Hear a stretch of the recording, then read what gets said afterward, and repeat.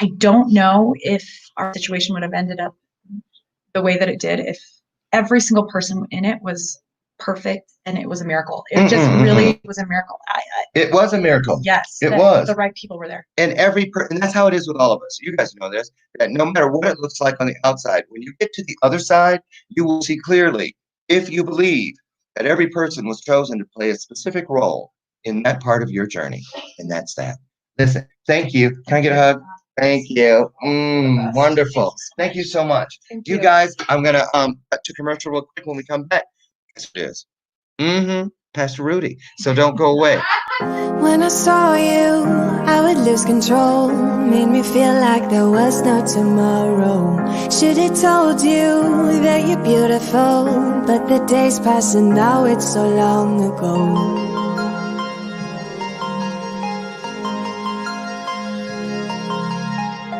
Did you make it? Did you break free? Did you manage to be who you wanna be? Maybe somewhere you think about me too.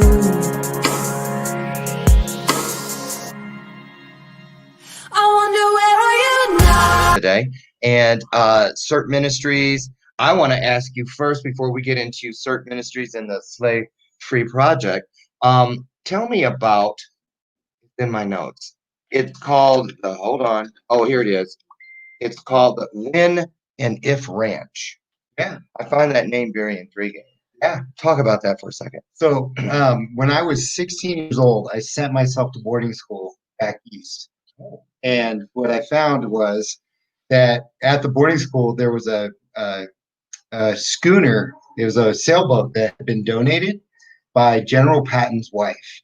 And this sailboat had been commissioned by General Patton himself because he told his wife, when and if I return from the war, we'll sail around the world. Okay. But he never returned. And so I always thought that that was an interesting name. And when we ended up getting the ranch, I wanted to call it the When and If Ranch because when and if we return from the mission field, when and if we find your child, when and if you get rescued, when and if all of these things happen, you'll have 20/20 vision. But I know frosted hair when I see it. That's right. Just not on my head. I'm like, okay, Pastor. So it was definitely going where the church wasn't. And we found that to be in the place where people are being trafficked. Right. Because who's gonna preach to the prostituted? We don't call people prostitutes anymore. They're princesses. Because we want to see them on the other side of their situation. But who's gonna preach to the pimp? And I was super humbled because the very first group, so we see that change and we a lot of things turn out in a different way. I want to bring up something because right now out there, I know that there are those of you who are watching and you're like, oh, isn't that great? They're doing the same thing. And you're thinking, there's all these people that get involved, but I can't because, and Pastor Rudy's sitting there, and you said something earlier out there. I know, could you just, because when I had notes the other, from when I thought you were going to come on the Bazar Moments and you were traveling. You guys have interns in operations assistant, intel and logistics, wolf hunter. That one I tried to figure out. I couldn't. I don't know what that is. You guys tell us. Resource support and hospitality, administrative secretaries, and the girls, the sisters. I saw today when they got up and spoke. They're not secretaries. They're not administrators. They are warriors. They are life changers. And so for people who are looking for a way to be a part of something greater than themselves, and maybe something that I just listed is up their alley, what should they do to reach out to learn more about CERT Ministries? Well, that's the cool thing is CERT Ministries is That's for the family. now not everybody knows how to carry a gun or even use a gun, right? There's not everybody that has the skill set that my daughter does to be able to organize chaos. You know, that's a great title for her. Instead of a ops chief, she should be chaos. Because I gotta know. This is a very selfish question. I'm gonna keep it real. It's a very selfish question. Because you remind me of like when I went back and found my savior, my caseworker, the one who told me in home number 4 that if anything is ever wrong and you can't tell me because I know how they are, just squeeze my hand twice when I'm. Where does it go in your mind? Where do you file that? So it's kind of an interesting thing because we don't have that. I can't say that we haven't found it because we never stop looking. So, That's Rudy good. it's one of those where we won't stop. We're not going to stop. People ask what's your success rate, and I tell them 100%, because that's not what it is. It's not. You can say different things, and other people got to find freedom through that. So even if somebody were to take you and think that they're abusing you or doing any of these type of things, if you know who you are, and I'm going to say this, in Christ, then there's nothing anybody can do to damage you. And there's a power and authority that comes over that now, like, it can be with COVID. It could be, I was in Liberia during Ebola. Like, for me, what I believe is that, like, even Ebola, if I come in the name of Jesus, Ebola should be afraid of me. Right? I've stood with because he thought I was a cop. But as soon as I introduced myself as a pastor, he wanted to turn and run.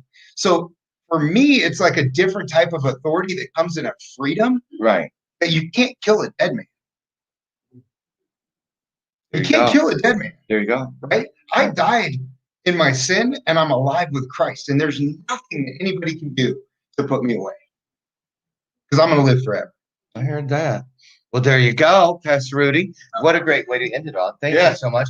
And I was going to have Lori stand behind you, but while you were speaking, I was instructed to bye-bye. Okay. I was just kidding. Lori, could you come? I have a question that is just for you. Just for you. Just come. Hi. Hi. How are you? Can I give you a hug? Yeah. That were nothing.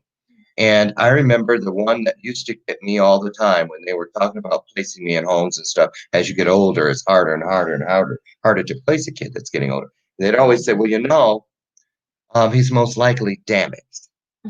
And I remember that every time I heard that, I thought of that inn at the front of the grocery store where they put all the dented cans. Right. And they were reduced for quick sale because it said damaged. I'm Pastor Rudy's first rescue. So that's pretty much the best way to say What? it. I see that coming. Yeah. So I found myself at 19 struck through a lot that people don't know. And he saw the worth in me to be loved. And so I have that I'm sorry. tattooed. I was going to wait until commercial. Y'all don't know I got this, but I can't wait. I done reached for it like 8 times. I'm going for it. Okay, go ahead. So I have on my hand, be loved. And if I could just speak on anything that I've been through, because you wouldn't have recognized me, you wouldn't have known me. And now you guys just know me as this little happy pastor's wife. But she's much more. She's much more. It's neat to know that, God redeems and he heals and he loves. And he loved me even at my darkest. Yes. And now that I have found true freedom in him, I can't help but tell everyone about it. Last question. Do you think that it's important?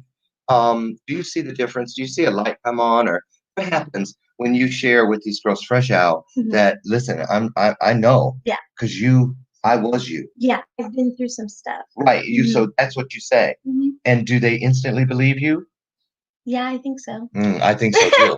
I would. I mean, I hope that they just believe that the muscle. No, not Jason. Just kidding. We're going to talk to some of the people that are trained in the warfare aspect of what it takes to go in and come out safely. We'll be right back. When I saw you, I would lose control. Made me feel like there was no tomorrow. Should've told you that you're beautiful, but the days pass and now it's so long ago.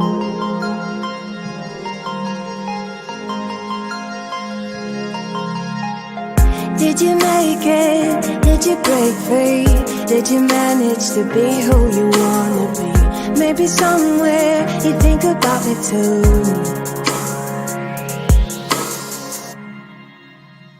I wonder where are you now? Wonder where are you now?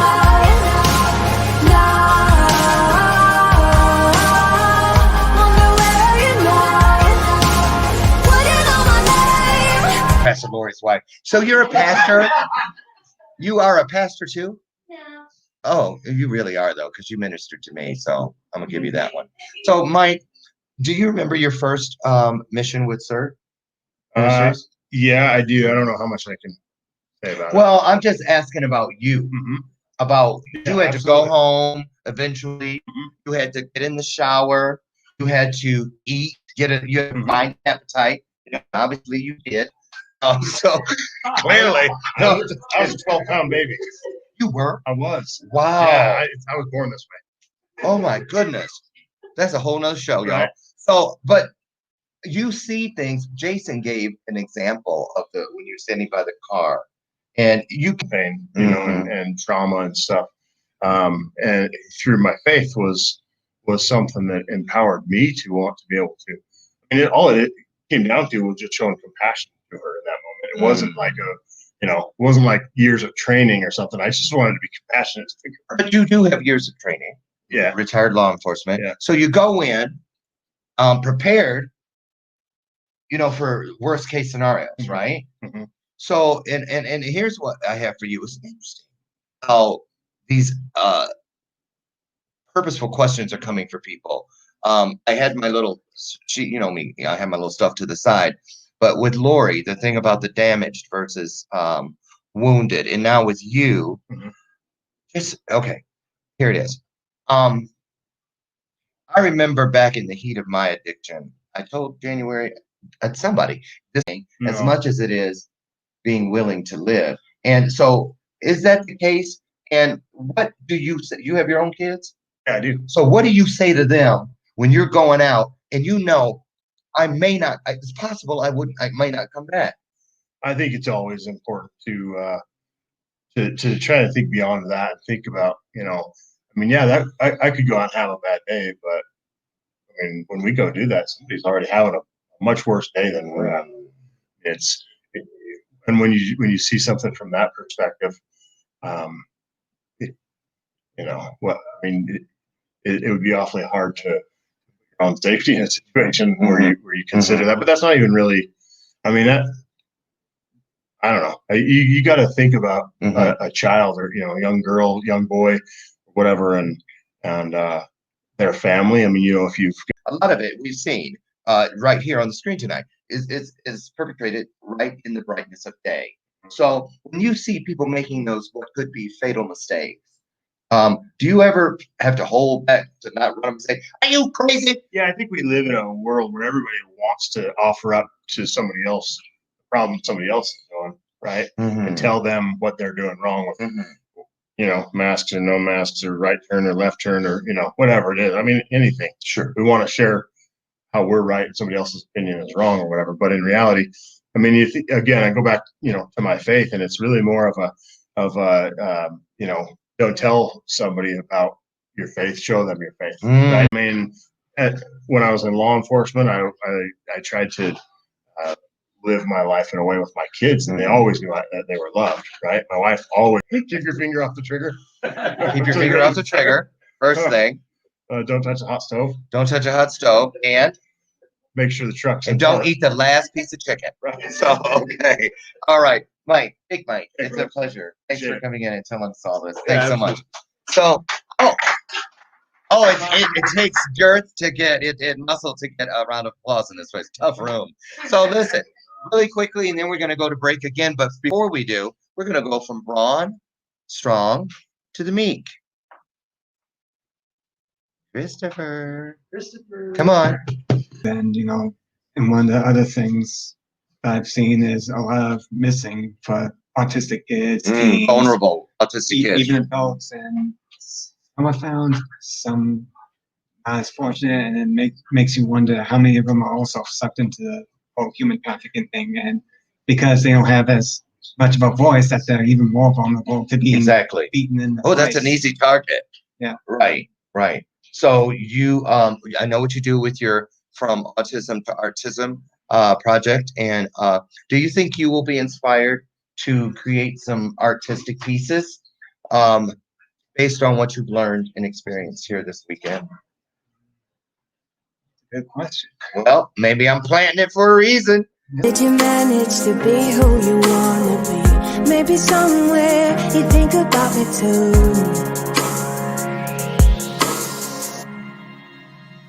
I wonder where are you now? Wonder where are you now?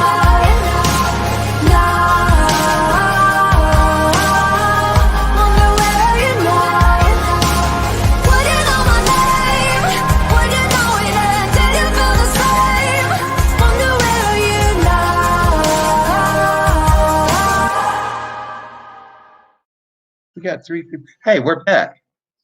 And I have no idea who this man sitting next to me is. I'm just kidding. We didn't even go on our trip to the our Mexico thing every year like we do, right? So he's like, "You're going on a plane?" And I was like, "Yeah," because I felt like, sometimes there's certain things that are just worth the risk. Sure. And so, and I know I got my stuff. I got my basket. Yeah.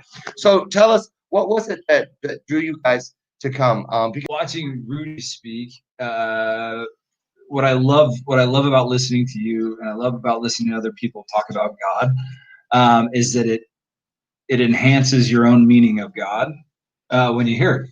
And so even after you dismiss your first thing, and your first thing is connected to the Creator, ding, if I say so myself. So I wanted you to sit here because I wanted people to see and understand that that's enough. Yeah. That reason right there is enough to get involved, to get out of your chair, get out of your seat and get on your feet, and do something. Don't point the finger over there. No, how about right here? Can we do that? So I want to thank you. You're a great example of what we all should strive to be more like. So thank you. Yeah. And I am going to switch this up, go to a commercial one time, and when you come back, you won't see me sitting here because I'm going to let somebody else take us out because I don't want to interview these two because I wouldn't have a show next week with them. So who do you think I'm going to put in the hot seat? See if you can guess. Be right back. When I saw you, I would lose control. Made me feel like there was no tomorrow. Should've told you that you're beautiful, but the days pass and now it's so long ago.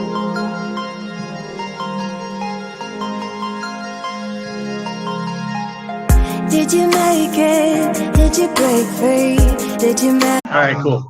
Anyway, so thank you guys all for all of your support, for being here, for being a part of this slave-free project, and listening to everybody that's amazing, all my friends, all my family that are here.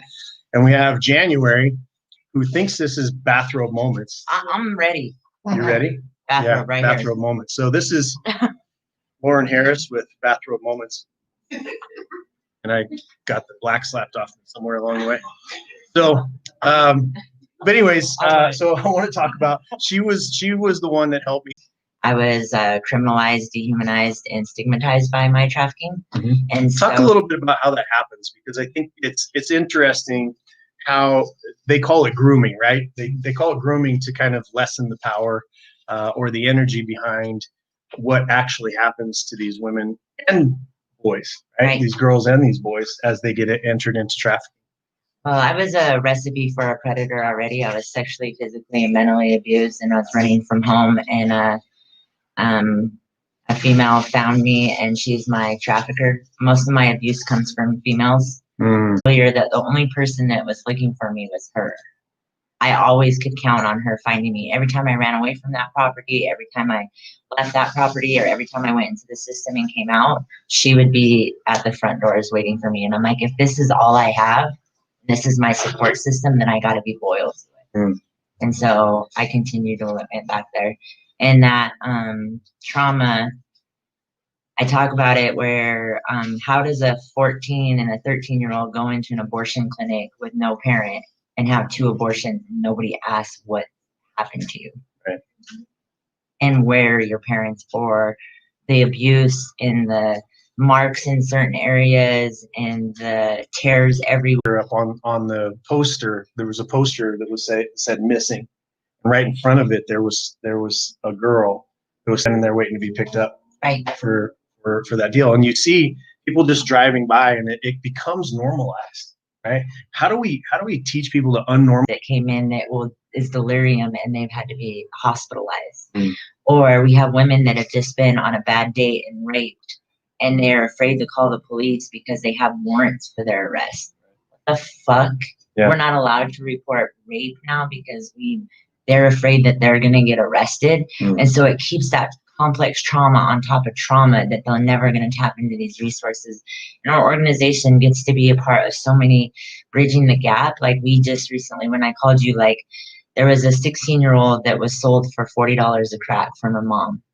And she went into the system and she was being trafficked by an old man down on North Temple, and Yeah. she, her mom. The reason why the system got involved is because her mom died on the streets of Vegas just recently for prostitution. Her trafficker, and then they found him in Provo living with his wife, and they're getting to arrest him. They were supposed to arrest him this week, but like, Yeah. So this all gets me pissed. Like I get so mad. Right. But so we got to advance it. I think we have a time limit here, but at the end of the day, well, you're going to be on his show the whole time, right?